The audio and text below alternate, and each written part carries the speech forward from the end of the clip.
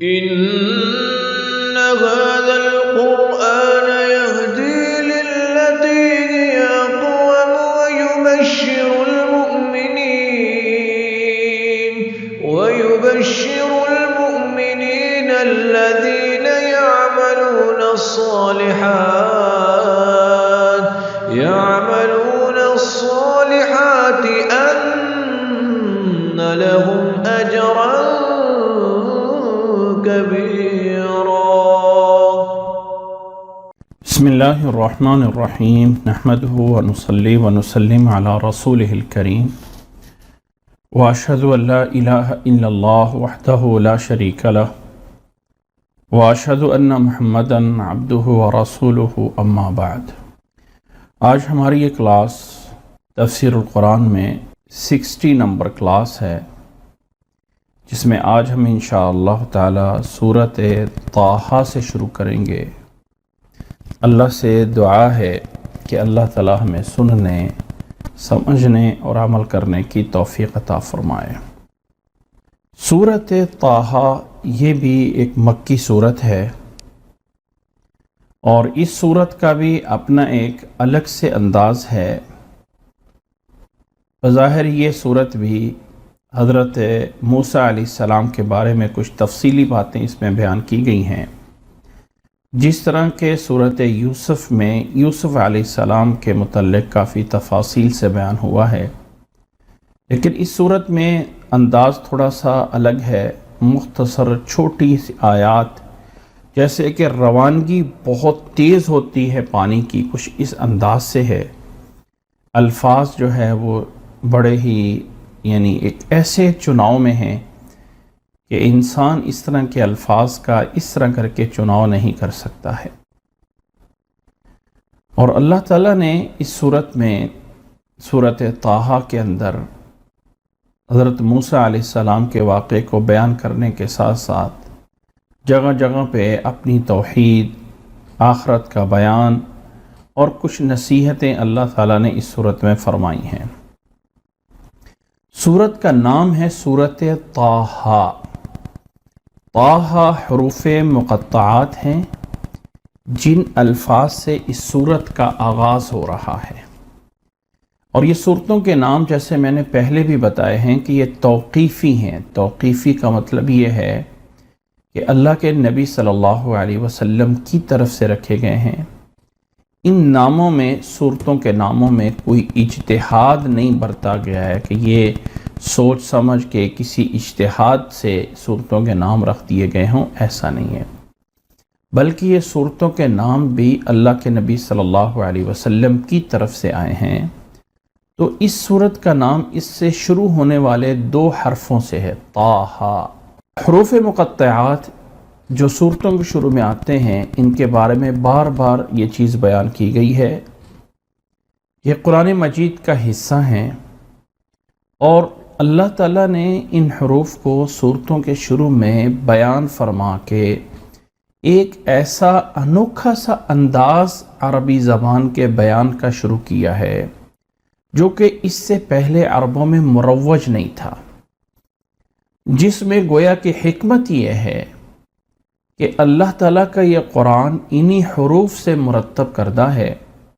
اگر تم سمجھتے ہو کہ یہ قرآن اللہ کا نہیں ہے تو انہی حرفوں سے تم خود بھی کلام بنا کے دکھا دو.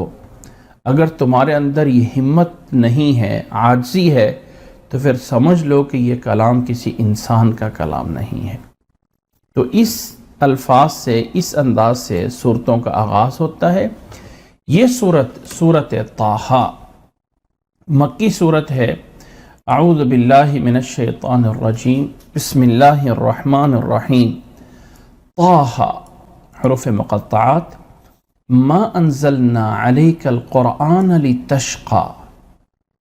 ما انزلنا نہیں نازل کیا، علیک آپ پر، القرآن اس قرآن کو، لتشقى شاقیہ 2 معنوں میں آتا ہے، اور بھی اس کے معنی آتے ہیں. یہاں پہ جو اس کا معنی ہے، شاقیہ کا معنی شقاء، عناء اور تعب کے معنی میں، یعنی تھکاوٹ کے معنی میں. یہ وہ معنی نہیں ہے کہ شقیٌ جیسے کہتا ہے سعید او شقیٌ، کہ ایک نیک بخت ہوتا ہے اور ایک بد بخت ہوتا ہے. تو یہ شقایا وہ بدبخت والا روٹ ورڈ نہیں، بلکہ یہ شقاء سے ہے جس کا معنی ہوتا ہے عناء، تھکاوٹ. جیسے صورت کہف میں ہم پیچھے پڑھ کے آئے ہیں کہ فَلَعَلَّكَ بَاخِعٌ نَفْسَكَ عَلَىٰ آثَارِهِمْ إِن لَّمْ يُؤْمِنُوا بِهَذَا الْحَدِيثِ أَسَفًا، کہ اے نبی صلی اللہ علیہ وسلم اگر یہ لوگ ایمان نہیں لائیں گے تو کیا آپ اپنے آپ کو ہلاک کر لیں گے؟ تو اللہ تعالیٰ نے اسی معنی میں کہ آپ پہ یہ قرآن مجید اس لیے نہیں نازل کیا گیا کہ آپ پہ کوئی بوجھ بنے، آپ پہ کوئی تھکاوٹ بنے، بلکہ اس لیے نازل کیا گیا ہے. آگے لی آیت میں فرمایا اِلَّا تَذْكِرَةً لِمَن يَخْشَىٰ، اللہ تعالیٰ نے اس کو اس لیے نازل کیا ہے الا، بلکہ اللہ تعالیٰ نے اسے تذکرہ بنا کے، نصیحت بنا کے بھیجا ہے ان لوگوں کے لیے لمن یخشا، جو ڈرتے ہیں. ہر اس شخص کے لیے جو اللہ سے ڈرتا ہے قرآن مجید یہ نصیحت ہے، اللہ تعالیٰ کی طرف سے وعظ ہے. اور اے اللہ کے نبی صلی اللہ علیہ وسلم، آپ کو اللہ تعالیٰ نے قرآن مجید اس لیے نہیں دیا کہ آپ اس کے ذریعے کوئی بوجھ محسوس کریں یا کوئی تھکاوٹ کریں. تنزیلا ممن خلق الارض والسماوات العلا، یہ تنزیلاً اتارا گیا ہے ممن، اس ذات کی طرف سے جس نے زمین کو پیدا کیا ہے اور جس نے اس آسمان، بلند آسمان کو پیدا کیا ہے. یعنی اس قرآن مجید کو کوئی چھوٹی سی چیز نہ سمجھا جائے، یہ نہ سمجھا جائے کہ یہ تو کسی عام کتاب کی طرح کوئی کتاب ہے، بلکہ اللہ تعالی جو زمین کا پیدا کرنے والا ہے، جو آسمان کو بلند کرنے والا ہے، اس اللہ نے یہ قرآن مجید نازل کیا ہے. اور وہ کون ہے؟ الرحمن علی العرش استوى، وہ الرحمن ہے علی العرش استوى، جو عرش پہ مستوی ہے. وہ اللہ، وہ اس کی طرف سے نازل کردہ ہے جو اللہ عرش پہ مستوی ہے. احادیث میں اللہ کے نبی صلی اللہ علیہ وسلم نے فرمایا ہے کہ یہ آسمان، پہلا آسمان دوسرے آسمان کے مقابل میں اس طرح ہے. بہت بڑے صحرا میں ایک چھوٹا سا کوئی حلقہ جسے ہم چھلا سا کہتے ہیں، ایک دائرے کی چیز چھوٹی سی پڑی ہو، اس طرح کر کے پہلا آسمان دوسرے آسمان کے مقابل میں ہے.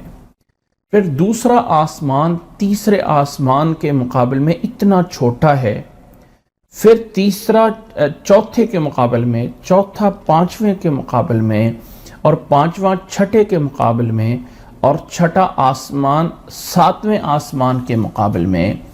اور پھر ان تمام آسمانوں کے اوپر اللہ کی کرسی ہے.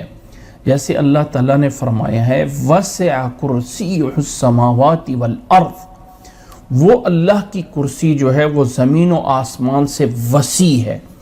اور پھر وہ اللہ تعالیٰ کی جو کرسی ہے جو اتنی بڑی وسیع ہے، اس کے بارے میں احادیث میں یہ بھی موجود ہے کہ موضع قدمی الرحمن، وہ کرسی رحمان کے پاؤں کی جگہ ہے. اس کے اوپر اللہ کا عرش ہے. وہ کتنا بڑا ہے، کیا اس کی کیفیت ہے، ان تمام چیزوں کے بارے میں یہی کہا جائے گا کہ اللہ اعلم. اللہ کی ذات کے جو لائق ہے اسی طرح کا اللہ کا عرش ہے.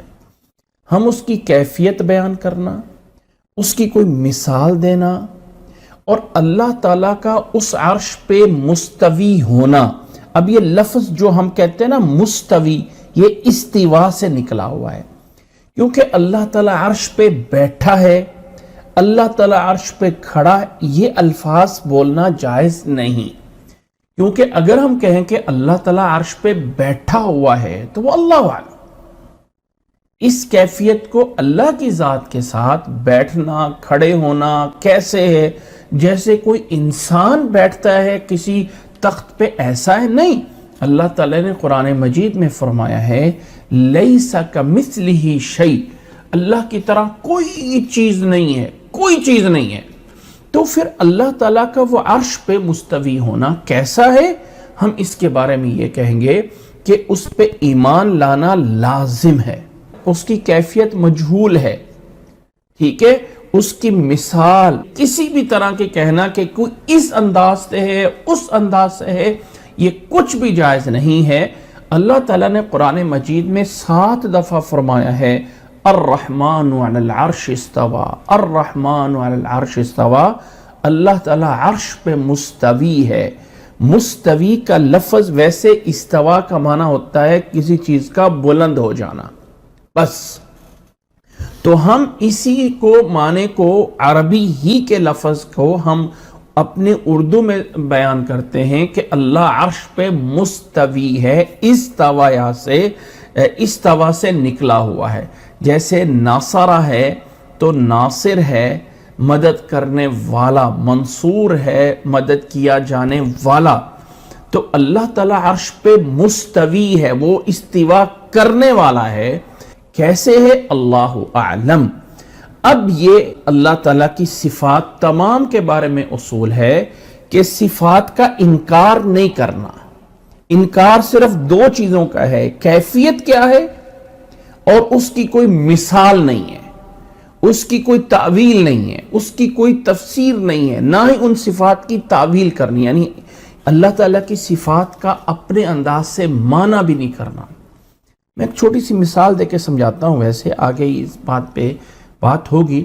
اکثر احادیث میں آتا ہے کہ اللہ کے نبی صلی اللہ علیہ وسلم فرماتے ہیں والذی نفس محمد بیدہ، قسم ہے اس ذات کی جس کے ہاتھ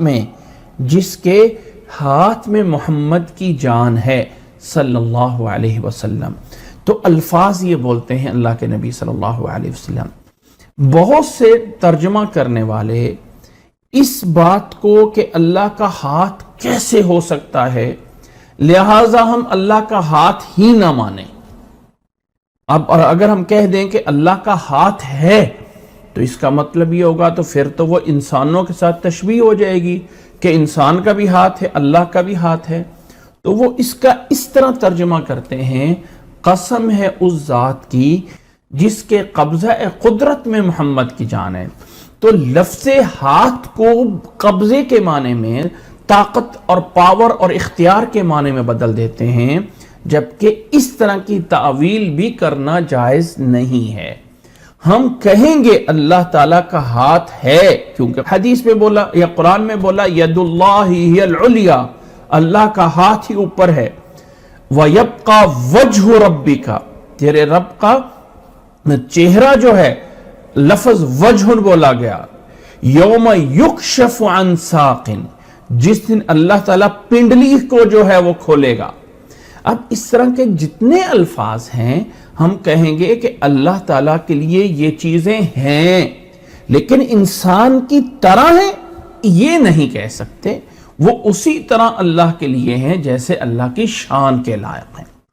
اس لیے ان صفات کا انکار کرنا یا ان صفات سے کوئی مثال بیان کرنا، تشبیہ دینا جائز نہیں ہے۔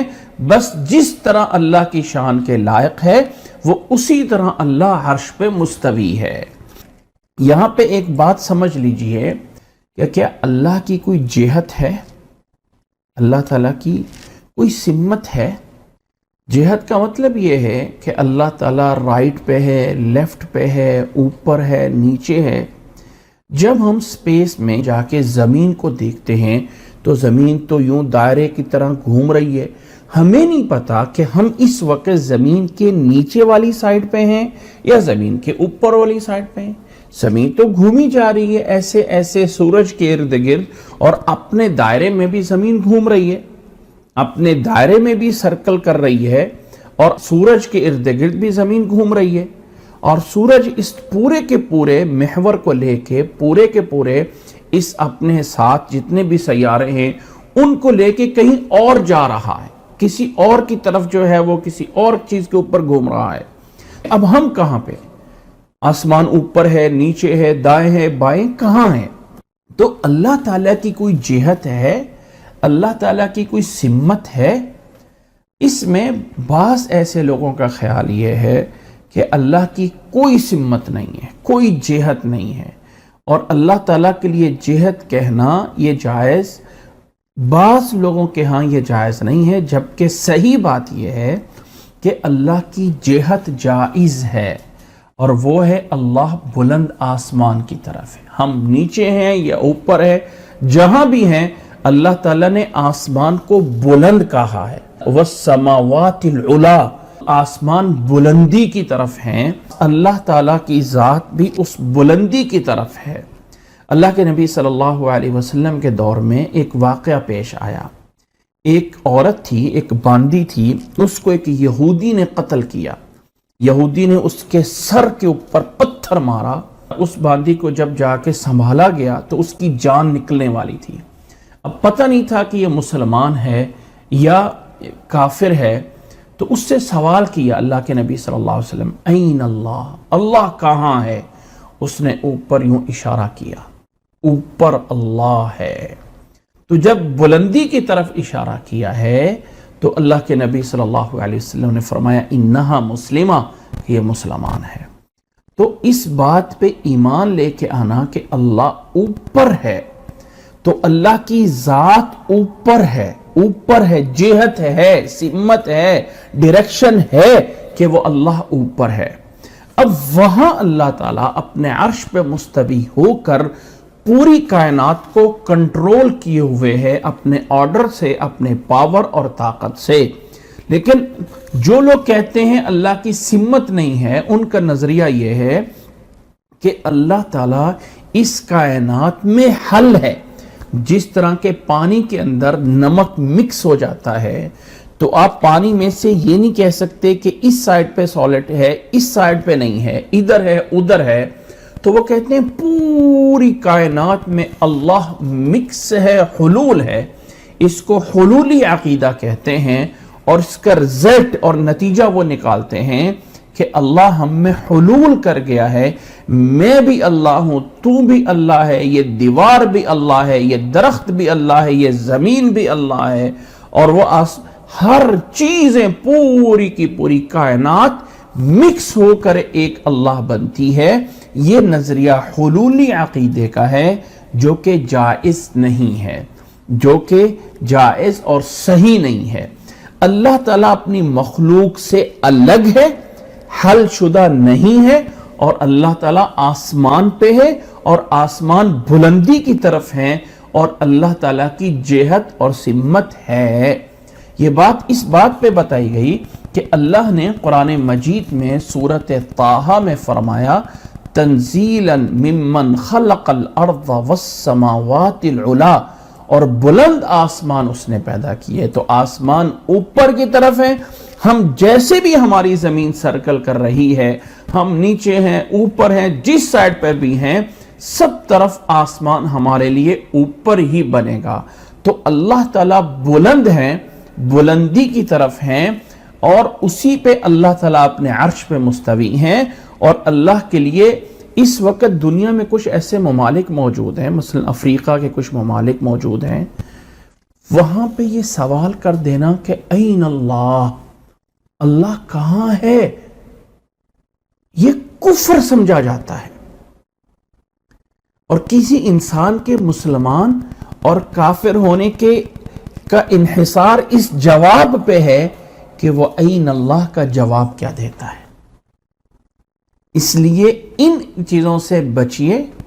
یہ ایک اہل کلام کی منطق کی چیزیں پھیلائی گئی ہیں، اور مسلمانوں کو ان چیزوں میں الجھا کے جو عمل کرنے کی چیزیں تھیں ان سے جو ہے وہ دور رکھ لیا گیا۔ تو اس لیے اللہ تعالیٰ نے یہاں پہ فرمایا وَالسَّمَاوَاتِ الْعُلَا الرحمن علی العرش استوى، وہ اللہ تعالیٰ عرش پہ مستوی ہے۔ پھر اللہ کون ہے؟ لَهُ مَا فِي السَّمَاوَاتِ وَمَا فِي الْأَرْضِ، اللہ تعالیٰ جو عرش پہ مستوی ہے، جو کچھ آسمانوں میں ہے، جو کچھ زمین میں ہے، وَمَا بَيْنَهُمَا، اور جو کچھ ان کے درمیان میں، فرمایا وہ سب کچھ اللہ کا ہے۔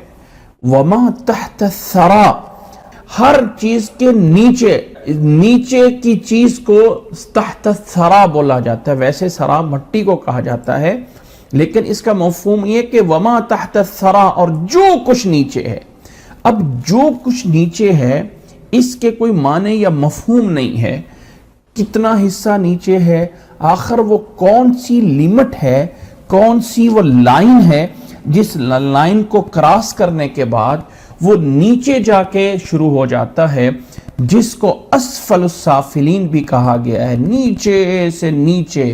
وہ کیا ہے، کون سی لائن ہے، کون سی سرحد ہے جہاں سے جا کے یہ حصہ شروع ہوتا ہے؟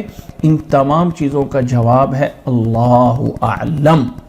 کبھی کوئی انسان ان تمام چیزوں کے بارے میں الجھانے کے لیے سوال کر دے کہ وما تحت الثری کیا ہے، اسفل السافلین کیا ہے، یہ سب کچھ کیا ہے، ان تمام کا جواب کیا ہے؟ اللہ اعلم. اللہ تعالیٰ اس کائنات پہ محیط ہے، پورا احاطہ کیے ہوئے، پورے دائرے میں اس کائنات کو لیے ہوئے ہے. اس کی ایک مثال یہ ہے، لہو ما فی السماوات وما فی الارض وما بینہما وما تحت الثری. آسمان، زمین، جو کچھ درمیان میں ہے اور جو کچھ نیچے ہے وہ سب کا سب اللہ ہی کا ہے. یعنی اللہ کے قبضے میں ہے، اللہ کی بادشاہت میں ہے، اللہ نے ہی سب کو بنایا ہے. پھر آگے اللہ تعالیٰ نے فرمایا وَإِن تَجْهَرْ بِالْقَوْلِ فَإِنَّهُ يَعْلَمُ السِّرَّ وَأَخْفَى. وَإِن تَجْهَرْ بِالْقَوْلِ، اگر آپ اونچی بولیں، جہر کریں قول کے ساتھ، وَإِن تَجْهَرْ بِالْقَوْلِ فَإِنَّهُ يَعْلَمُ السِّرَّ وَأَخْفَى. بے شک وہ ہر پوشیدہ کو اور ہر ظاہر کو خوب جانتا ہے. یعنی اس کا مفہوم یہ ہے کہ اے انسان، تو اونچی آواز سے پکار یا آہستہ پکار. تجھے لازم نہیں ہے کہ اپنے اللہ کو بلند آواز سے پکارنا پڑے، یا اللہ. بلند آواز سے پکارنے کی ضرورت نہیں ہے. اللہ کے لیے برابر ہے کہ آپ آہستہ بول رہے ہو یا آپ اونچی بول رہے ہو. اللہ تعالیٰ دل کے اندر سسراہٹ کرنے والی چیز کو بھی وہ جانتا ہے، اور اللہ تعالیٰ آپ کی بلند کردہ چیزوں کو بھی جانتا ہے. اونچی آواز میں اللہ کو اپنا گلا پھاڑ پھاڑ کے مانگنا یا اس کو اونچی آواز سے کرنا، یہ کوئی اللہ کے لیے لازم نہیں ہے. یعنی مفہوم جو میں بتا رہا ہوں وہ ہے، لیکن الفاظ اخفا بولا ہے. فَإِنَّهُ يَعْلَمُ السِّرَّ، یعنی جس کو میں پوشیدہ کروں، وہ اخفا جو اس سے اور پوشیدہ ہو جائے، جو خفی میں چلا جائے. یعنی اللہ تعالیٰ بتانا یہ چاہتا ہے کہ مت سمجھو کہ اللہ تعالیٰ کو سننے کے لیے بلند بولنا پڑے گا. اللہ تعالیٰ ہر ظاہر پوشیدہ کو جانتا ہے، لیکن الفاظ اللہ تعالیٰ نے فرمائے ہیں فَإِنَّهُ يَعْلَمُ السِّرَّ، وہ سر پوشیدہ کو جانتا ہے، وَأَخْفَى، اور جو اس سے پوشیدہ سے اور خفی ہے اور پوشیدہ ہے اس کو بھی اللہ تعالیٰ جانتا ہے. انسان جتنا بھی سمندر کی گہرائیوں میں چلا جائے، انسان یہ نہیں کہہ سکتا کہ میں نے پوری سمندر کی گہرائی جو ہے وہ جا کے ریسرچ کر لی ہے. ایک ایسی جگہ بھی نیچے جا کے آ سکتی ہے جہاں انسان ابھی تک پہنچا ہی نہیں ہے. اللہ تعالیٰ اس سمندروں کی تہوں کے اندر اگر کوئی پتھر پڑا ہوا ہے، اس پتھر کے اندر کیا کچھ ہے اللہ وہ بھی جانتا ہے. اس لیے فرمایا وَإِن تَجْهَرْ بِالْقَوْلِ، تو آواز کو بلند کریں تو اس کی کوئی ضرورت نہیں ہے. اللہ لا الہ الا ہو، وہ اللہ لا الہ الا ہوا، نہیں ہے کوئی معبود مگر وہ ہے. اس اللہ کے علاوہ کوئی معبود نہیں ہے. اچھا، جب ہم کہتے ہیں نا لا الہ، اس کا معنی ہوتا ہے کوئی معبود نہیں ہے، تو اس کے مطلب یہ ہوتا ہے حقیقی کوئی معبود نہیں ہے. اس لیے کہ باطل معبود تو لوگوں نے بنائے ہوئے ہیں. فلانے نے بت بنا لیا، فلانے نے درخت بنا لیا، فلانے نے قبر کو بنا لیا، کسی نے پتھر کو بنا لیا، کسی نے سورج کو بنا لیا، کسی نے جنوں کو بنا لیا، حتیٰ کہ نبیوں کو اپنے خدا بنا لیا، الہ بنا لیا. تو اس طرح باطل معبود تو ہیں. تو یہاں الہ کی نفی حقیقی الہ کی ہے. لا الہ نہیں ہے کہ وہ حقیقی معبود مگر وہ لہُ الاسماء الحسنی، اسی کے لیے اسماء حسنہ ہیں۔ حسنہ کا معنی ہے خوبصورت، اسی کے لیے خوبصورت نام ہے۔ اللہ تعالیٰ کے خوبصورت نام ہے، جس طرح ہم نے حدیث میں سنا ہوا ہے۔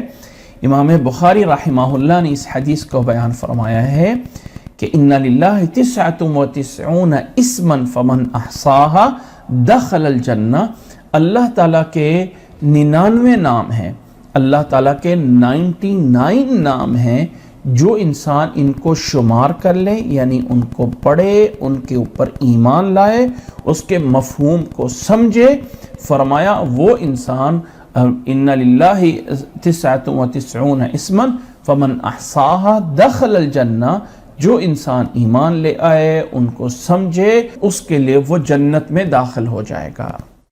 اس بارے میں تفصیل کے ساتھ ہم بات سورۃ اعراف کے اندر کر چکے ہیں، جس کا خلاصہ یہ ہے کہ اللہ تعالیٰ کے 99 نام ہیں، لیکن وہ نام کون سے ہیں یہ نہ اللہ نے بیان کیا ہے اور نہ اللہ کے رسول صلی اللہ علیہ وسلم نے بیان فرمایا ہے۔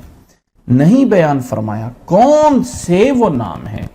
عموماً قرآن مجید کے شروع میں جو پہلا ہم اس کا پیج یوں کھولتے ہیں تو ہمارے سامنے اکثر قرآن مجید میں یا دونوں سائڈوں پہ یہ نام لکھے ہوتے ہیں، اور اکثر ان کو الگ کر کے بھی کچھ پیپرز بنا دیے گئے ہیں کہ یہ اللہ تعالیٰ کے اسماء حسنہ ہیں۔ یاد رکھ لیں کہ یہ جو ترتیب بنائی گئی ہے، اللہ لا الہ الا هو الرحمن الرحیم الملک القدوس السلام المؤمن المہیمن العزیز الجبار المتکبر الخالق البارئ المصور الغفار القہار، یہ جو ترتیب بنائی گئی ہے یہ انسانوں نے اجتہاد کر کے، کوشش کر کے قرآن مجید سے، احادیث سے اللہ تعالیٰ کے نام جمع کیے ہیں، لیکن یہ کہنا کہ یہ ہیں وہ 99 نام، اس کی کوئی دلیل نہیں۔ جبکہ ان ناموں میں سے کچھ ایسے نام ہیں جو قابل اعتراض ہیں، جو نام نہیں ہیں اللہ تعالیٰ کے اور یہاں بنائے گئے ہیں۔ مثال کے طور پہ نفع اور نقصان کا مالک اللہ ہے، اللہ تعالیٰ ہی نفع دیتا ہے اور اللہ تعالیٰ ہی نقصان دیتا ہے۔ اب اللہ تعالیٰ کا عمل، اللہ تعالیٰ کا فعل، وَيَفْعَلُ مَا يَشَاءُ، اللہ تعالیٰ جو چاہے کرتا ہے۔ اب ہر فعل میں سے ہم اللہ کا نام نہیں نکال سکتے، یعنی اللہ تعالیٰ نفع دیتا ہے، اللہ تعالیٰ نقصان بھی دیتا ہے، تو النافع الضار، اللہ تعالیٰ ضرر دینے والا ہے۔ دیکھیں اللہ تعالیٰ کے لیے نسبت جو ہے وہ اچھائی کی جاتی ہے، برائی کی نہیں کی جاتی۔ سورۃ فاتحہ میں ہم پڑھتے ہیں صراط الذین انعمت علیہم، اے اللہ جن پر تو نے انعام کیا، اور جب غضب کی بات آتی ہے تو یہ نہیں کہتے صراط الذین انعمت علیہم غیر الذین اغضبت، نہیں، غیر المغضوب علیہم، ان کے علاوہ جن پر تیرا غضب ہوا، جن پہ غضب کیا گیا۔ یہ نہیں کہا جاتا کہ جن پر تو نے غضب کیا۔ ابراہیم علیہ السلام کا اللہ تعالیٰ نے قرآن مجید میں نقل کیا ہے، فرماتے ہیں وَإِذَا مَرِضْتُ فَهُوَ يَشْفِينِ، جب میں بیمار ہوتا ہوں تو اللہ مجھے شفا دیتا ہے۔ بیماری تو اللہ ہی دیتا ہے، لیکن اللہ کی طرف نسبت کرنا، اب اللہ تعالیٰ نفع دیتا ہے، اللہ تعالیٰ نقصان دیتا ہے، تو اس میں سے اللہ کا نام نکال لینا کہ وہی ضار ہے اور وہی نافع ہے۔ اس طرح کے اور بھی 2-3 نام ہیں۔ اس لیے یہ والے نام جو قرآن مجید کے شروع میں، گتے کے شروع میں، اس کی جلد کے اندر والی سائڈ پہ لکھے ہوتے ہیں، یہ وہ اسماء حسنہ پورے کے پورے سب وہ نہیں ہیں جنہیں 99 کہا جاتا ہے۔ اس سلسلے میں بہت سے علماء نے کتابیں لکھی ہیں تاکہ ان کو واضح کیا جائے وہ کون سے اسماء حسنہ ہیں۔ اس میں ایک بہت بڑی اچھی کتاب ہے شیخ صالح عثیمین سعودیہ والوں کی، جنہوں نے دلائل کے ساتھ ایک ایک آیت یا حدیث لا کے اللہ تعالیٰ کے نام ذکر کیے ہیں۔ ایسا نہیں ہے کہ ہم استنباط کر لیں، نکال لیں، مثلا اگر ہم نکالنے پہ آئیں تو وَمَكَّرُوا وَمَكَّرَ اللَّهُ، اور انہوں نے مکر کیا، اللہ نے بھی مکر سے ماکر اللہ کا نام نکالنے، یہ تو جائز نہیں ہے۔ يُضِلُّ بِهِ كَثِيرًا وَيَهْدِي بِهِ كَثِيرًا وَمَا يُضِلُّ بِهِ إِلَّا الْفَاسِقِينَ، تو ہم اللہ کا نام نکالنے، مُضِلٌ وہ گمراہ کرنے والا ہے، یہ تو جائز نہیں ہے۔ تو ہر ورب عمل ایک الگ چیز ہے اور ناؤن ایک الگ چیز ہے، تو اللہ تعالیٰ کے ہر ورب سے ناؤن نکالنا یہ صحیح نہیں ہے۔ تو اللہ تعالیٰ اس کتاب کو، جس کا اردو میں بھی ترجمہ موجود ہے اسماء حسنہ کے نام سے، اور یہ PDF فارمیٹ میں ہماری ویب سائٹ الاحسان.com پہ اویلیبل ہے۔ آپ پہلے پیج پہ جائیں الاحسان.com پہ، نیچے آپ کو بکس کی ایک کیٹیگری سے ملے گی، اس کے اندر یہ کتاب موجود ہے اسماء حسنہ کے نام سے، اس کو ڈاؤن لوڈ کریں اور اس میں سے جو اسماء حسنہ دیے گئے ہیں ان کو جو ہے وہ پڑھیں، ان کو یاد کریں، تاکہ اللہ تعالیٰ ہمیں اس حدیث پہ پورا اترنے کی توفیق عطا فرمائے کہ اللہ تعالیٰ کے 99 نام ہیں، جو ان کو پڑھتا ہے، جو ان پہ ایمان لاتا ہے، اللہ تعالیٰ اس کو جنت میں داخل فرما دیتا ہے۔ اچھا، یہاں پہ ایک بات سمجھ لیجئے، کچھ تاریخی روایات میں سیرت کے اندر اکثر ہم نے سنا ہوا ہے کہ حضرت عمر رضی اللہ تعالیٰ عنہ مسلمان ہونے کا واقعہ یہ ہے کہ وہ اسلام کے شروع میں بڑے مخالف تھے۔ عمر رضی اللہ تعالیٰ عنہ اسلام کے بڑے مخالف تھے۔ ایک دن ان کے دل میں یہ بات آئی کہ کیوں نہ ہو کہ اس مسئلے کا میں سرے سے حل کر دوں، کیوں نہ ہو کہ محمد صلی اللہ علیہ وسلم کو میں شہید کر دوں۔ گھر سے تلوار لے کے نکلے اور راستے میں کسی نے بتایا کہ تیری بہن اور بہن بھائی بھی تو مسلمان ہو چکا ہے، تو ادھر جانے کی بجائے اپنے بہن کے گھر میں جاتے ہیں۔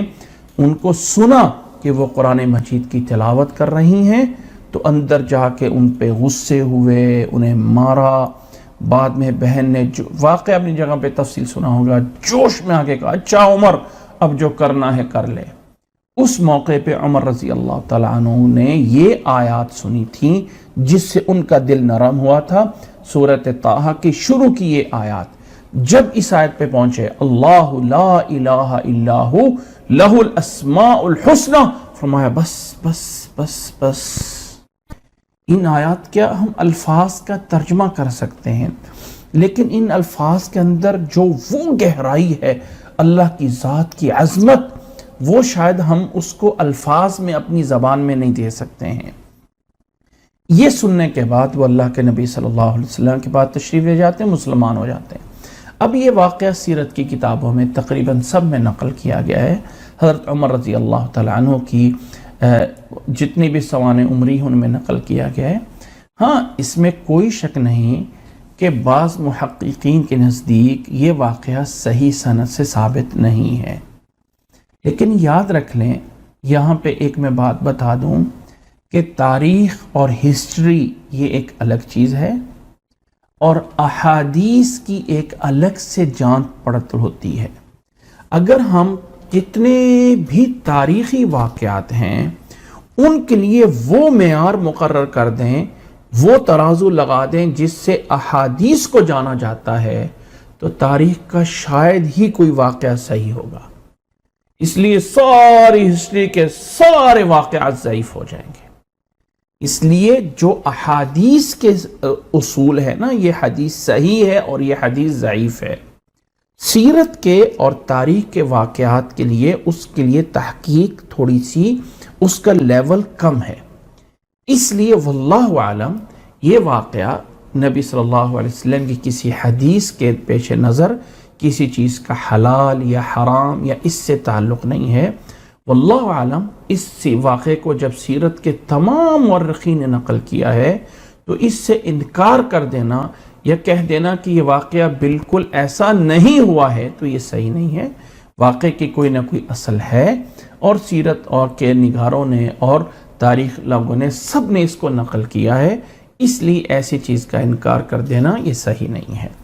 اب یہاں سے آگے کلام کا ایک رخ بدلتا ہے اور اللہ تعالیٰ حضرت موسیٰ علیہ السلام کے واقعے کی طرف شروع کرتے ہیں۔ فرمایا وَهَلْ أَتَاكَ حَدِيثُ مُوسیٰ، کہ آپ کے پاس موسیٰ علیہ السلام کی کوئی خبر، ان کی بات پہنچی ہے؟ آپ کے پاس پہنچی ہے؟ تو جواب کیا ہے؟ جی ہاں۔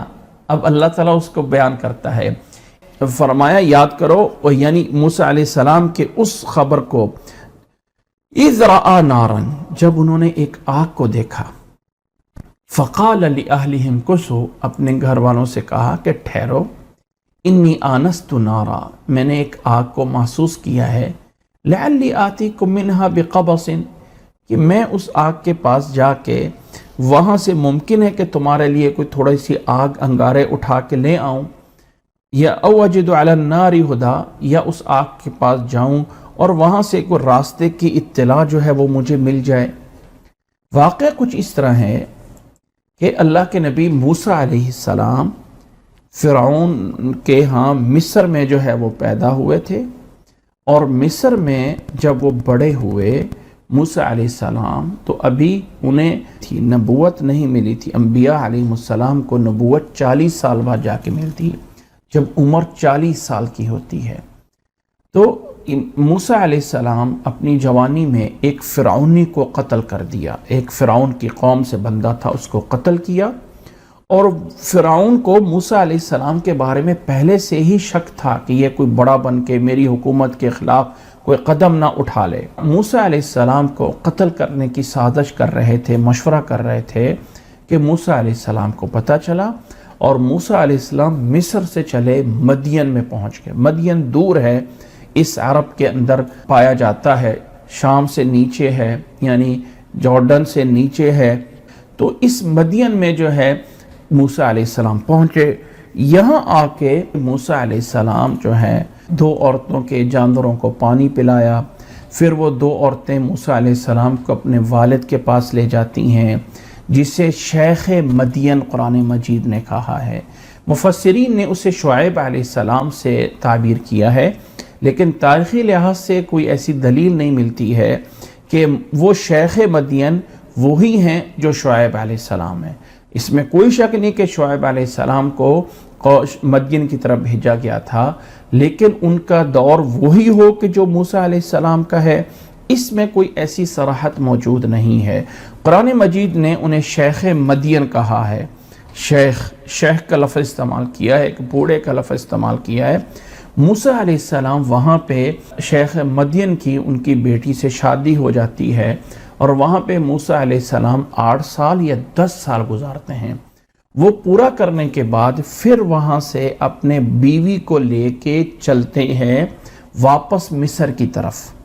راستے میں سردی ہوتی ہے، بعض لوگوں نے کہا ہے کہ بیوی حاملہ تھی اور ان کی جو ہے وہ پیدائش کا ٹائم آ گیا اور سردی تھی، تو موسیٰ علیہ السلام نے راستے میں ایک منزل میں جب آ کے رکے تو وہاں ایک سائڈ پہ پہاڑ کی طرف روشنی دیکھی، تو سمجھ گئے کہ وہاں پہ کوئی آگ جل رہی ہے۔ تو گھر والوں کو بٹھا کے جاتے ہیں، تم یہاں پہ بیٹھو اور میں جا کے وہاں سے کوئی آگ، اب ظاہر آگ کو جلانے کے لیے کوئی چیز چاہیے ہوتی ہے، تو میں وہاں سے کوئی چیز یعنی جلتی ہوئی آگ گویا کسی چیز میں لے کے آ جاؤں گا، یہاں لکڑیاں اور رکھ کے اور جلتی رہے گی آگ، تو وہ تمہارے لیے وہاں سے لے کے آتا ہوں۔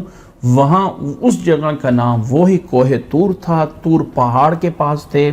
وہاں جب آگ لینے کے لیے موسیٰ علیہ السلام جاتے ہیں تو وہاں پھر اللہ تعالیٰ سے ہم کلام ہوتے ہیں، اور اللہ تعالیٰ کی آواز، اللہ تعالیٰ سے آواز میں گفتگو ہوتی ہے موسیٰ علیہ السلام کی، اور موسیٰ علیہ السلام کی وہ کلام جو اللہ تعالیٰ سے ہوا ہے، اب سورۃ قصص میں آگے چل کے آئے گا کہ اللہ تعالیٰ کی طرف سے وہ آواز ایک درخت میں سے آئی، ایک شجرتن سے آئی، انی انا اللہ، میں اللہ ہوں، میں اللہ ہوں۔ تو یہ واقعہ اس ٹائم پیش آیا، یہ سورۃ قصص میں جا کے بیان ہو جائے گا۔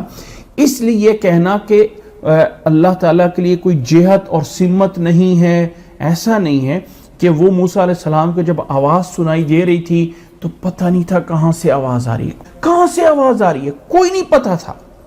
سورۃ قصص میں موجود ہے کہ وہ فی البقعۃ المبارکہ من الشجرۃ المبارکہ، وہ ایک وادی میں جو درخت تھا اس کی طرف سے آواز آئی، اس سائڈ سے آواز آئی اللہ تعالیٰ کی، اور موسیٰ علیہ السلام پہ کلام ہوا، اور اللہ تعالیٰ نے موسیٰ علیہ السلام کو نبوت عطا فرمائی۔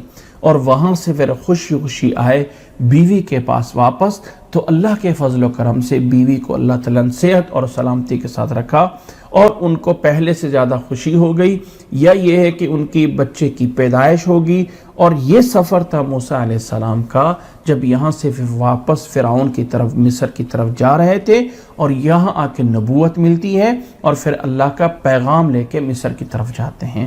تو اس کی طرف اشارہ موجود ہے واقعہ کہ یاد کرو جب اذ رأى نارا، جب انہوں نے آگ دیکھی، فقال لأہلہم کثوا، اپنے گھر والوں سے کہا ٹھہرو۔ اب یہاں سے اہل کا لفظ بولا گیا ہے، زوجہ کا لفظ نہیں بولا گیا ہے۔ ایک تو یہ ہے کہ ویسے بھی بیوی کو اہلن کہا ہی جاتا ہے، ایسا لازم تو نہیں ہے کہ نہ کہا جائے، اہلن کہہ دیا جاتا ہے۔ کچھ مفسرین کہتے ہیں کہ ہو سکتا ہے بیوی کے ساتھ کچھ اور لوگ بھی ہوں، کوئی خادمہ ہو، یعنی بچہ پہلے سے ایک موجود تھا اور خادمہ ساتھ تھی، اس لیے جمع کا لفظ اہلن ویسے اپنے ذاتی معنی میں جمع کا ہے۔ تو اذ قال لأہلہم کثوا، یعنی ان کی سی کا لفظ واحد کا صیغہ نہیں بولا گیا بلکہ جمع کا صیغہ بولا گیا ہے، کوئی کہ زیادہ ہوں۔ لیکن ایسا بھی ہو سکتا ہے کہ بعض دفعہ احترام کے لیے، عزت کے لیے کسی ایک کو جمع کا بول دیا جاتا ہے۔ میں آپ کو تو نہیں کہتا ہوں، میں آپ کو آپ کہہ کے پکار رہا ہوں، تو آپ کے اندر سب لوگ آ جاتے ہیں۔ تو ایسا بھی، بہرحال ایسی کوئی صراحت کہیں نہیں ہے۔ موسیٰ علیہ السلام اپنے گھر والوں سے کہتے ہیں ٹھہرو، انی آنست نارا، انی آنست، میں نے مانوس یعنی میں محسوس کر رہا ہوں، مجھے دکھائی دے رہی ہے آگ، لعلی آتیکم منہا بقبس، کہ میں شاید وہاں سے تمہارے لیے لے کے آؤں، بقبس، ایک جو ہے وہ انگارہ یعنی آگ کا کوئی حصہ لے کے آؤں، او اجد علی النار ہدا، یا وہاں آگ کے پاس جاتا ہوں اور وہاں سے راستے کی اطلاع پاؤں۔ رات کا ٹائم تھا، راستہ انہیں کہیں نظر نہیں آ رہا تھا، پتہ نہیں تھا کس سائڈ پہ جانا، تو وہاں پہ آگ پہ کچھ لوگ ہوں گے اور وہ مجھے وہ راستہ بتا دیں گے۔ فلما اتاہا، جب اس آگ کے پاس پہنچا، نودیا یا موسیٰ، آواز دی گئی اے موسیٰ۔ آگ والی جگہ پہ پہنچے اور وہ ایک مبارک جگہ تھی، آواز دی گئی یا موسیٰ انی انا ربک، میں تمہارا رب ہوں، فاخلع نعلیک، اپنی جوتی اتار دیجئے، انک بالوادی المقدس طویٰ، آپ ایک مقدس جگہ پہ، ایک مقدس وادی میں ہیں۔ وادی ہے مقدس، اس کا ایک جو ہے وہ پاک، وادی کی ایک صفت جو ہے وہ بیان کی گئی ہے، اور طویٰ جو ہے انک بالوادی المقدس طویٰ، طویٰ اس جگہ کا نام ہے۔ اب یہاں پہ اللہ تعالیٰ نے آواز دے کے پہلے فرمایا انی انا ربک، میں تیرا رب ہوں، فرمایا فاخلع نعلیک، اپنی جوتی اتار دیجئے۔ اب اللہ تعالیٰ نے حکم دیا موسیٰ علیہ السلام کو جوتی اتارنے کا، تو جوتی اتارنے کا کیوں حکم دیا گیا؟ بعض لوگ کہتے ہیں جی وہ جوتی شاید کسی ایسے چمڑے سے بنائی گئی تھی جو چمڑا پاک نہیں ہوگا، اس لیے فلاں فلاں۔ بہرحال ایسی کسی بھی وجہ قرآن مجید میں صراحت نہیں ہے۔ ہاں اتنا معنی لیا جا سکتا ہے کہ جوتی اتارنا ایک ادب اور احترام کی کیٹیگری میں آتا ہے، عاجزی میں آتا ہے۔ ویسے اسلام کے اندر مسلمان ہونے کے بعد اللہ کے نبی صلی اللہ علیہ وسلم نے جوتی میں نماز پڑھنا جائز قرار دیا ہے، بلکہ اللہ کے نبی صلی اللہ علیہ وسلم نے ایک موقع پہ صحابہ سے فرمایا تھا کہ تم جوتیوں میں نماز پڑھا کرو اور یہودیوں کی مخالفت کرو۔ تو جوتی میں نماز پڑھنا منع نہیں ہے، بلکہ وہ حدیث بھی ہم نے سنی ہوگی کہ اللہ کے نبی صلی اللہ علیہ وسلم نماز میں جماعت کرا رہے تھے جوتی پہن کے، اور نماز کے دوران اپنی جوتی کو اتار کے سائڈ پہ رکھ دیا، تو پیچھے پڑھنے والے صحابہ نے بھی جوتی اتار دی۔ تو اللہ کے نبی صلی اللہ علیہ وسلم نے ان سے پوچھا کہ تم نے جوتی کیوں اتار دی؟ تو انہوں نے کہا کہ اللہ کے نبی صلی اللہ علیہ وسلم چونکہ آپ نے جوتی اتار دی تھی اس لیے ہم نے بھی اتار دی۔ تو اللہ کے نبی صلی اللہ علیہ وسلم نے فرمایا کہ مجھے تو جبریل علیہ السلام نے نماز میں آ کے بتایا تھا کہ آپ کی جوتی پہ جو ہے وہ گندگی لگی ہوئی ہے، اس لیے میں نے اتار دی۔ تو صحابہ نے کہا چونکہ آپ نے اتار دی تھی اس لیے ہم نے بھی اتار دی۔ تو نماز میں جوتی پہننا، جوتی نہ پہننا دونوں برابر ہیں۔ بشرط یہ کہ جوتی صاف ہو. کسی انسان نے نئی جوتی لی ہے تو وہ ان کو پہن کے مصلی پہ کھڑے ہو کے نماز پڑھ رہا ہے، کوئی حرج نہیں ہے، چاہے مرد ہے چاہے عورت ہے. تو اللہ کے نبی صلی اللہ علیہ وسلم سے جوتی میں نماز پڑھنا ثابت ہے. تو انسان کہے کہ میں ہمیشہ ہی ننگے پاؤں پڑھتا رہوں، نہیں، کبھی کبھی جوتی میں بھی پڑھ لیں. اصل میں ہماری مساجد میں جو کارپیٹ پڑ گئے، جو بڑے مہنگے مہنگے قالین آ گئے، ان چیزوں نے ہمیں جوتی سے رکاوٹ ڈال دی ہے. ٹھیک ہے، وگرنہ مسجد میں جوتی پہننا کوئی منع نہیں ہے. اللہ کے نبی صلی اللہ علیہ وسلم نے تو طواف کرتے وقت بھی جوتی پہنی تھی، صفا مروہ میں بھی جوتی تھی. اس کے ساتھ تو کوئی تعلق نہیں کہ جوتی آپ اتاریں. بلکہ اللہ کے نبی صلی اللہ علیہ وسلم نے ایک موقع پہ اونٹنی پہ سوار ہو کر بھی طواف کیا ہے، تو اونٹنی کے پاؤں جو ہے وہ لگ رہے تھے. تو اصل میں یہ ایک احترام زیادہ اس میں ہے کہ جوتی اتار لی جائے، لیکن اسلام کے اندر جوتی اتار کے نماز پڑھنا کوئی لازم نہیں ہے. تو اللہ تعالیٰ نے موسیٰ علیہ السلام سے جو کہا فَخْلَعْ عَلَيْكَ، اپنی جوتی اتار دیجئے، اس میں جو کہا جاتا ہے جوتی ناپاک تھی وہ اللہ اعلم، ہمیں نہیں پتا. ہاں ہم اتنا مفہوم لے سکتے ہیں کہ ہو سکتا ہے کہ یہ ادب اور احترام کا تقاضا ہے. انسان زیادہ عاجز ہوتا ہے کہ جب اس نے جوتی اتاری ہوتی ہے اس میں عاجزی اور انکساری زیادہ ہوتی ہے. اس لیے اللہ تعالیٰ نے موسیٰ علیہ السلام سے کہا جوتی اتار دیجئے. اِنَّكَ بِالْوَادِ الْمُقَدَّسِ طُوَىٰ، اس لیے کہ آپ ایک مقدس وادی طوا میں ہیں. ایک وادی طوا مقدس وادی ہے، یعنی پاک وادی ہے، احترام والی ہے، تقدس ہے اس کا، اس پہ جو ہے وہ آپ جوتی اتاریں. اب اللہ تعالیٰ نے آگے فرمایا وَأَنَا اخْتَرْتُكَ، اور اے موسیٰ میں نے، اور وَأَنَا، اور میں نے. اب ذرا دیکھیے، عموماً ہم دیکھتے ہیں کہ اللہ تعالیٰ اپنے لیے کوئی بڑا پیغام دینا چاہتا ہے تو جمع کا صیغہ استعمال کرتا ہے. ہم نے نازل کیا اس قرآن کو، ہمیں دینے والے، تاکہ بات پڑی ہو جائے. اب یہاں سے موسیٰ علیہ السلام سے قرب ظاہر کرنا ہے، تو اللہ تعالیٰ نے اپنے لیے نہیں کہ نحن اخترنا کا، ہم نے تجھے چن لیا ہے، ہم نے تیرے ساتھ یہ کر دیا، نہیں. اللہ نے اور قرب کا چیز بتائی، اے موسیٰ میں ہوں تیرا رب، میں نے تجھے چنا ہے.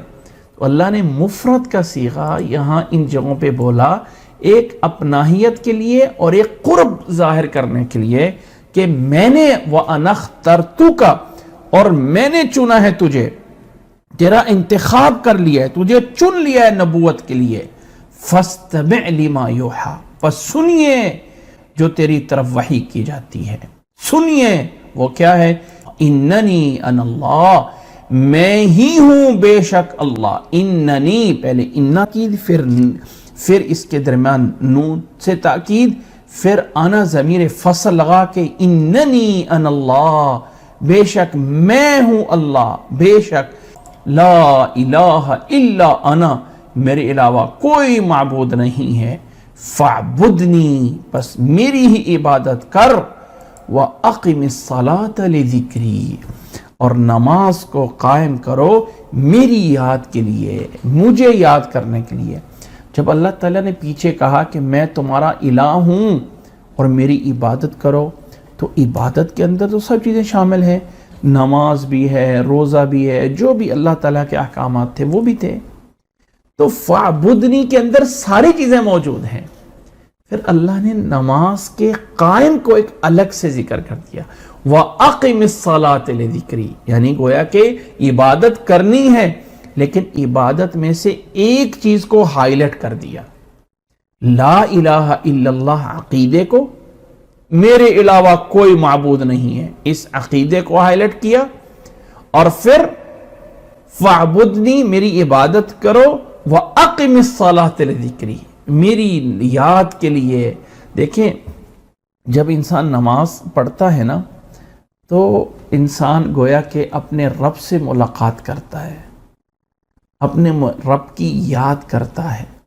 تو اللہ تعالیٰ نے اس عبادت کو الگ سے ذکر کیا، وَأَقِمِ الصَّلَاةَ لِذِكْرِي، اور نماز قائم کرو میری یاد کے لیے، میرے ذکر کے لیے۔ وَأَقِمِ الصَّلَاةَ لِذِكْرِي، اس سے ایک اور بھی دلیل لی گئی ہے کہ نبی صلی اللہ علیہ وسلم کی اس حدیث کو میں بیان کر کے اپنے مفہوم کو بیان کروں گا کہ انسان کو جیسے ہی انسان بعض دفعہ غافل ہو جاتا ہے، بعض دفعہ بھول جاتا ہے، تو گویا کہ اللہ تعالیٰ بتانا چاہتے ہیں کہ جیسے تجھے یاد آئے فوری میرے لیے نماز کے لیے آ جاؤ۔ اور حدیث کے ساتھ اس طرح اس کو منسلک کیا گیا کہ رسول اللہ صلی اللہ علیہ وسلم نے فرمایا اگر کوئی انسان نماز سے سویا رہ گیا، نہیں جاگ آئی، اس کا کوئی قصور نہیں، اپنی طرف سے پورا انتظام کیا کہ میں نے اٹھ کے نماز پڑھنی ہے، لیکن نہیں اٹھ سکا۔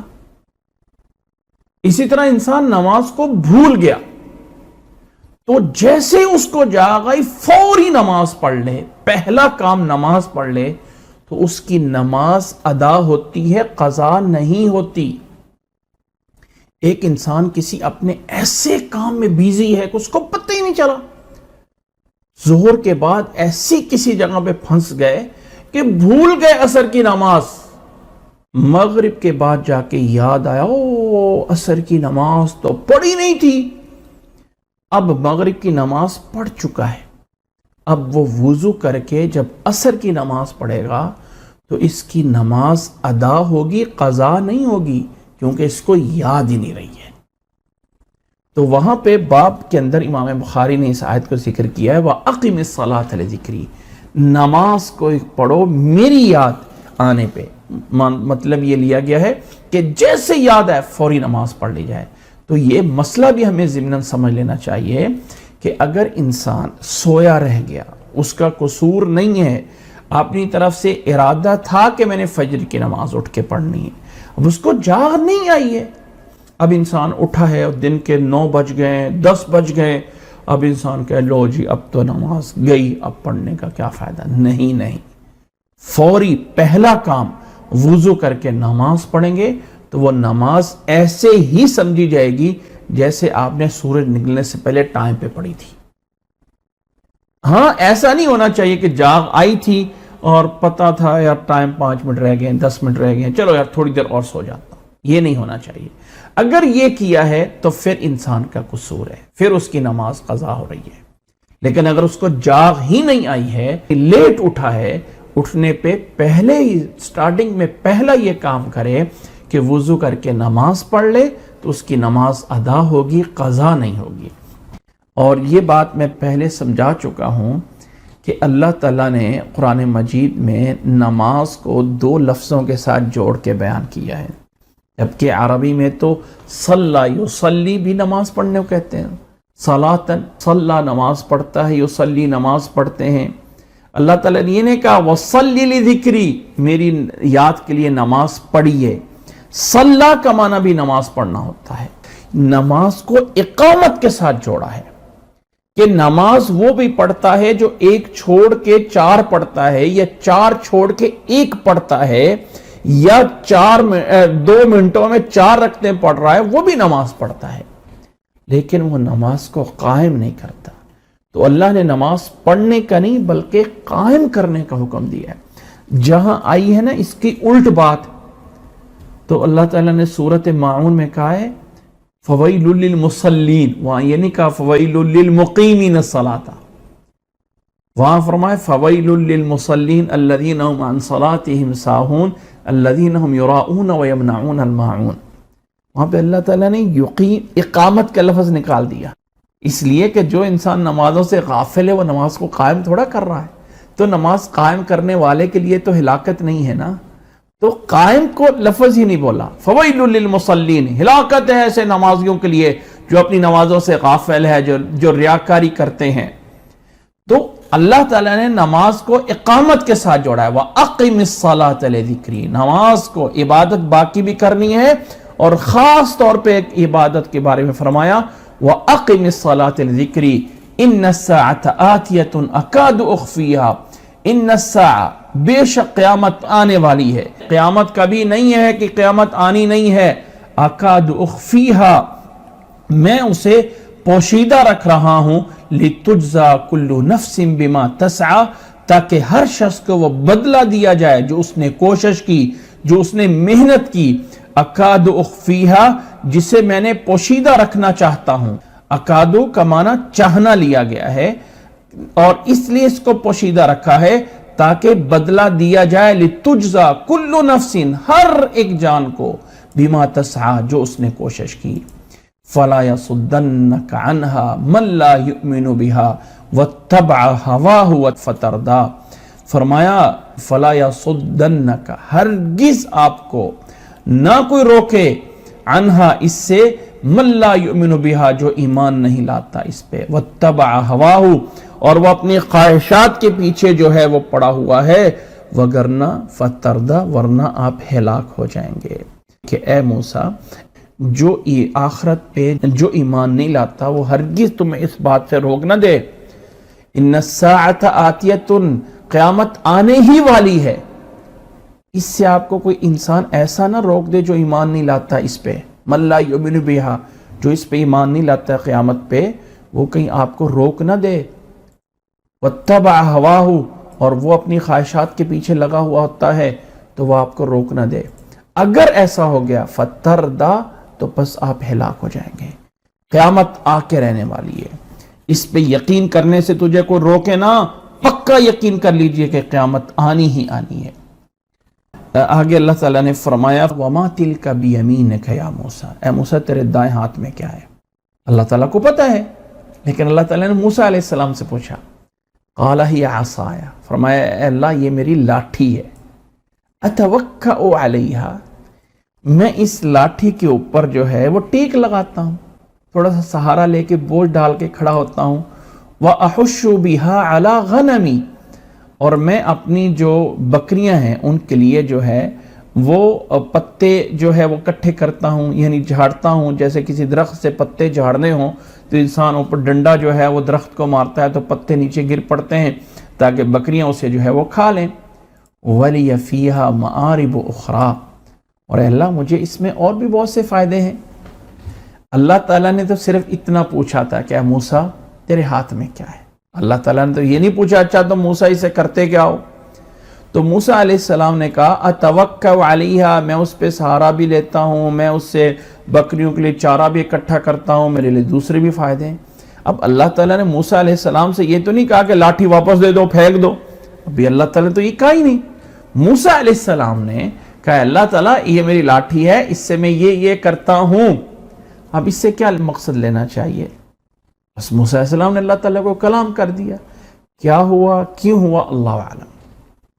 یہاں پہ میں ایک اشارہ کر دوں، ایک حدیث ہے جو ہمارے ہاں بیان کی جاتی ہے اور ہم لوگ اس کو سوشل میڈیا پہ اور کئی جگہ پہ سنتے ہیں کہ اللہ کے نبی صلی اللہ علیہ وسلم نے فرمایا ہے علماء امتی کانبیاء بنی اسرائیل، میری اس امت کے، امت محمدیہ کے جو علماء ہیں یہ بنی اسرائیل کے نبیوں کی طرح ہیں.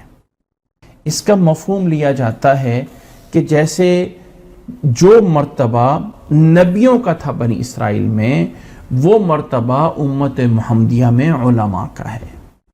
سب سے پہلے تو یاد رکھ لیجئے یہ حدیث جو بیان کی جاتی ہے علماء امتی کے انبیاء بنی اسرائیل، اس میں کوئی شک نہیں کہ یہ کچھ کتابوں میں حدیث موجود ہے، لیکن یہ حدیث کا کہنا کہ یہ حدیث جو ہے ان الفاظ کے ساتھ، یہ حدیث یاد رکھ لیں کہ اللہ کے نبی صلی اللہ علیہ وسلم سے ان الفاظ کے ساتھ یہ ثابت نہیں ہے. ویسے علماء کی فضیلت ہے، سب کچھ ہے، فلاں ہے، لیکن یہ کہنا کہ علماء امتی کا انبیاء بنی اسرائیل میری امت کے لوگوں کی فضیلت ہے بنی اسرائیل کے نبیوں کی طرح کی، تو یاد رکھ لیں یہ چیز اللہ کے نبی صلی اللہ علیہ وسلم سے حدیثاً میں یہ الفاظ نہیں ثابت. اچھا، اس کے لیے ایک واقعہ پیش کیا جاتا ہے جس کی وجہ سے میں نے یہ بیان کیا ہے. ایک واقعہ بیان کیا جاتا ہے کہ عالم ارواح میں موسیٰ علیہ السلام کا اور امام غزالی کا آپس میں مکالمہ ہوا. وہاں پہ موسیٰ علیہ السلام نے پوچھا امام غزالی سے کہ تم کون ہو؟ اس نے کہا میں فلاں بن فلاں بن فلاں، میں فلاں ہوں فلاں ہوں فلاں ہوں فلاں ہوں، لمبی لائن لگا دی. تو موسیٰ علیہ السلام نے کہا کہ میں نے تجھ سے یہ ساری باتیں تو نہیں پوچھی، میں نے تو صرف تجھے پوچھا کہ تو کون ہے۔ تو امام غزالی نے کہا کہ اچھا اللہ تعالیٰ نے تو آپ سے پوچھا تھا وَمَا تِلْكَ بِيَمِينِكَ يَا موسیٰ، موسیٰ تیرے دائیں ہاتھ میں کیا ہے؟ تو اللہ تعالیٰ نے یہ تو نہیں پوچھا تھا تو اس لاٹھی سے کیا کرتا ہے؟ تو جب تم وہاں پہ کہہ رہا تھا أَتَوَكَّوْ عَلَيْهَا وَأَحُشُّ بِهَا عَلَى غَنَمِي وَلِيَ فِيهَا مَآرِبُ أُخْرَى، تو میں نے اگر اور باتیں ساتھ ذکر کر دی تو کیا فرق پڑتا ہے؟ موسیٰ علیہ السلام نے کہا کہ میں نے تو یہ باتیں اس لیے کی تھیں کہ میری کلام اللہ سے ہو رہی تھی اور میں چاہتا تھا اللہ سے میری اور بات چیت ہو جائے، تو اس لیے میں نے کہا ہی عصایا اتوکل علیہا واحش بها علی غنمی ولی فیہا مآرب اخری۔ اس وقت امام غزالی نے کہا تو اچھا پھر میری بات تو ایک جلیل القدر پیغمبر سے ہو رہی ہے، میں کیوں نہ اپنی بات کو لمبا کروں؟ تو اب اس بات پہ جی امام غزالی کو گویا کہ حجت پوری کر لی، اور مثال دی جاتی ہے کہ میری امت کے علماء پہلی امتوں کے ان بڑے نبیوں کے علاوہ جو چھوٹے نبی آئے ہیں امت میں ان کی طرح میرے امتی ہیں۔ یاد رکھ لیں کہ یہ واقعہ بھی اس کی کوئی دلیل نہیں ہے، کسی معتبر کتاب میں یہ واقعہ موجود نہیں ہے، اور پھر عالم ارواح میں جا کے کون دیکھ کے آیا ہے وہاں پہ کہ امام غزالی کا اور موسیٰ علیہ السلام کا مناظرہ ہوا ہے؟ کہاں آیا ہے اور کس کے خواب میں آیا ہے؟ اس لیے یہ واقعہ خوابوں سے نہیں بنایا جاتا نظریہ، فلانے کا خواب یہ ہے، فلاں کو خواب یہ آ گیا، اس سے نہیں ہوتا ہے۔